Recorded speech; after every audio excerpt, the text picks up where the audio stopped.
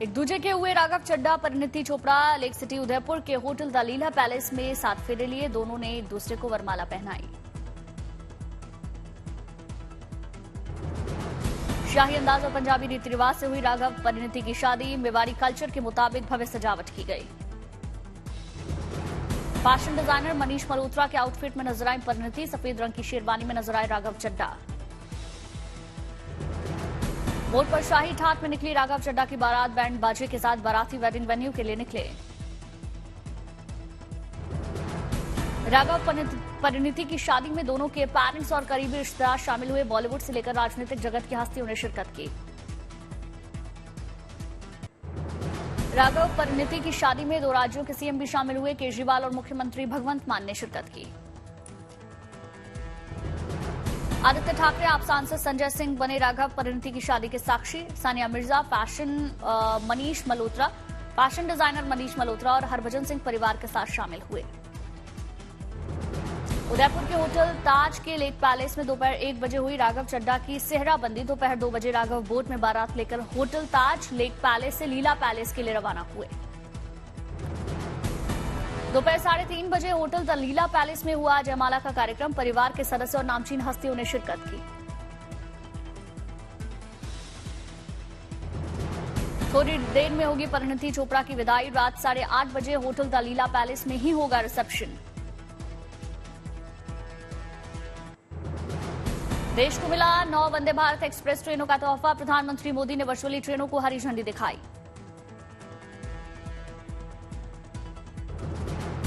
देश के 11 राज्यों के लिए शुरू हुई नई वंदे भारत एक्सप्रेस ट्रेनें। 9 रूटों पर संचालित होंगी वंदे भारत ट्रेनें। पीएम मोदी ने वंदे भारत एक्सप्रेस की तारीफ की। कहा वंदे भारत एक्सप्रेस देश के हर हिस्से से जुड़ेगी। वंदे भारत एक्सप्रेस वे को प्रधानमंत्री ने बताया नई उमंग का प्रतीक। बोले जहां वंदे भारत पहुंची वहां पर्यटकों की संख्या बढ़ी। रेलवे के क्षेत्र में हो रहे बदलावों का पीएम ने जिक्र किया। कहा अब ट्रेनें ज्यादा आधुनिक और आरामदेह। मन की बात में पीएम मोदी ने कई मुद्दों पर चर्चा की। चंद्रयान की सफलता को लेकर खुशी जाहिर की। G20 समिट पर बोले प्रधानमंत्री मोदी। कहा भारत ने मनवाया अपनी नेतृत्व क्षमता का लोहा। देश की संस्कृति को लेकर बोले पीएम मोदी। कहा अलग अलग राज्यों की संस्कृति को जरूर समझें।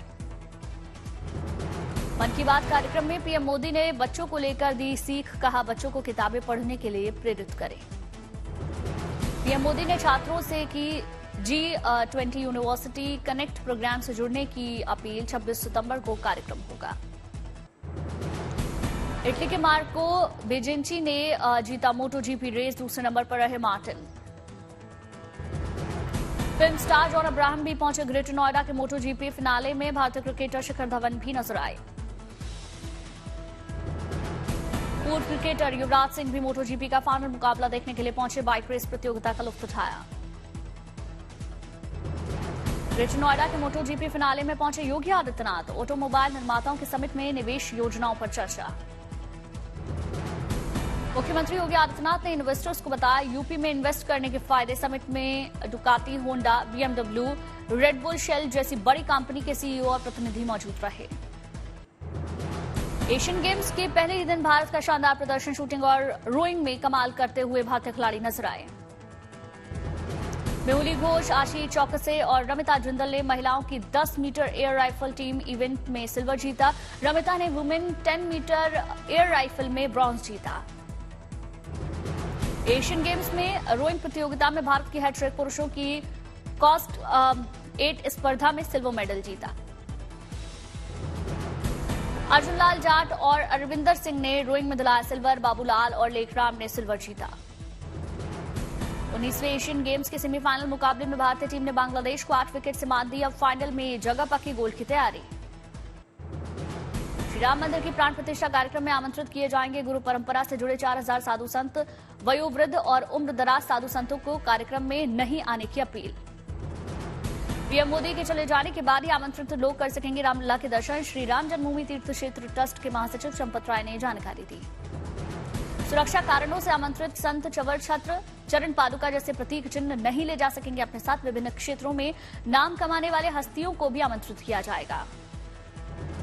उत्तराखंड के बागेश्वर के नवनिर्वाचित विधायक पार्वती दास ने शपथ ली। समारोह में मुख्यमंत्री धामी शामिल हुए। विश्व चैंपियन कुश्ती की कांस्य पदक विजेता हिसार की अंतिम ने बजरंग पूनिया को लेकर बयान दिया। कहा, भैया को ट्रायल देकर कुश्ती में जाना चाहिए। पौड़ी जिले में नैनीडांडा ब्लॉक की विपाशा ने अपनी सुरीली आवाज से लोगों का दिल जीता। सोशल मीडिया पर वीडियो वायरल। प्रधानमंत्री नरेंद्र मोदी के स्वागत की तैयारियों में जुटा पिथौरागढ़ प्रशासन। सड़कों को चमकाने का काम शुरू हुआ।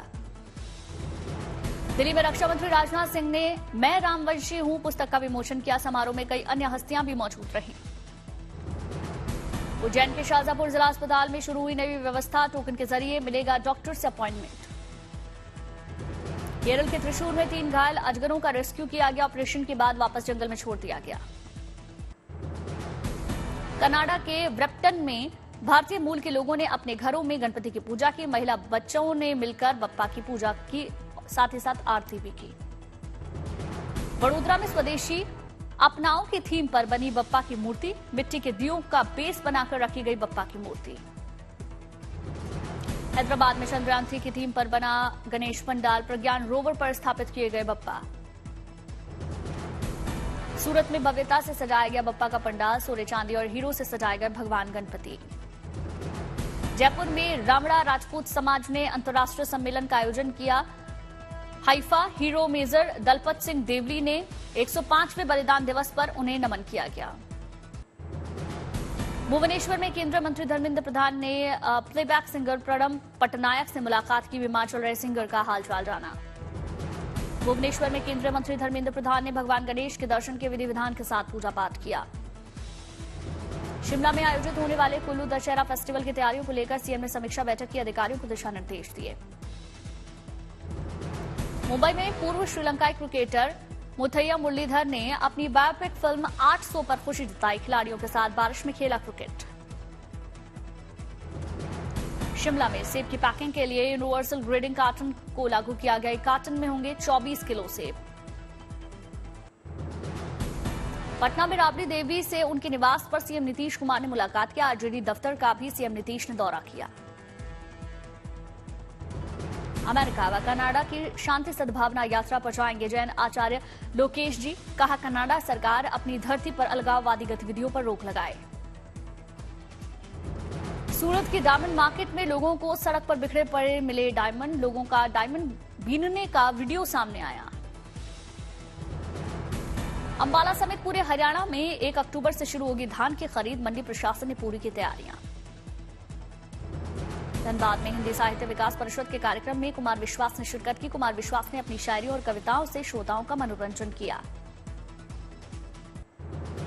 बिहार के जमुई में बारिश के कारण बरनार पुलिया क्षतिग्रस्त, यातायात बाधित। दिल्ली में बारिश के चलते मंगलम के पास NH24 पर भरा पानी। पैदल चलना मुश्किल हुआ। मध्य प्रदेश के बैतूल में अचानक बाढ़ आने से 2 युवक नदी के बीच टापू पर फंसे। 5 घंटे के रेस्क्यू के बाद जान बचाई गई।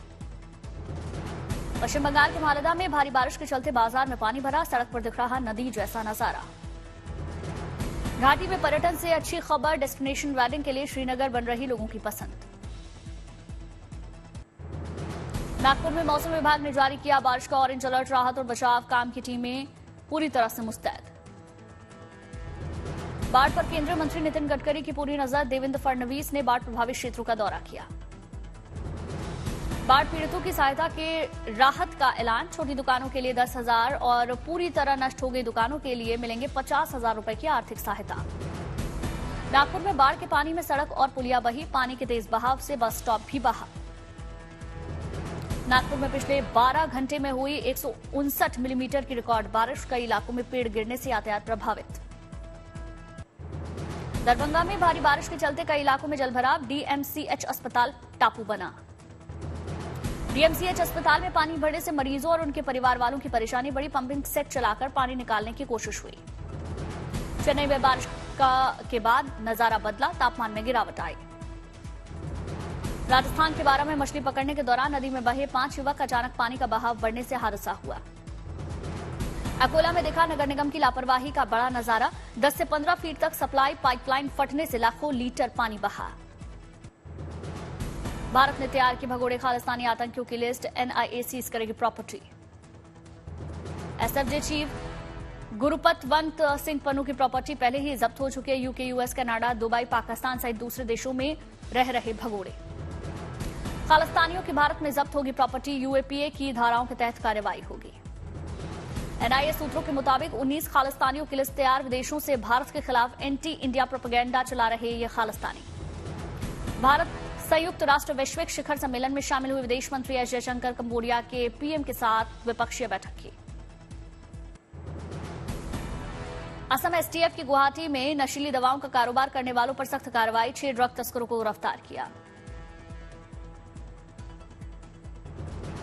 नौकरी के नाम पर ओमान में महिला को बेचने वाली आरोपी शाहीन को कानपुर पुलिस ने गिरफ्तार किया। पुलिस ने रखा था 25,000 रुपए का इनाम। दिल्ली पुलिस ने अंतर्राष्ट्रीय मोबाइल चोरी रैकेट का पर्दाफाश किया, 3 आरोपियों को गिरफ्तार किया। रामपुर पुलिस ने चोर गैंग के 3 बदमाशों को धर दबोचा, सोना चांदी सहित कैश बरामद। आंध्र प्रदेश पालनाडु जिले में पुलिस ने 5 शराब तस्करों को गिरफ्तार किया। गोवा से तस्करी करके लाई गई शराब को बेचने का आरोप।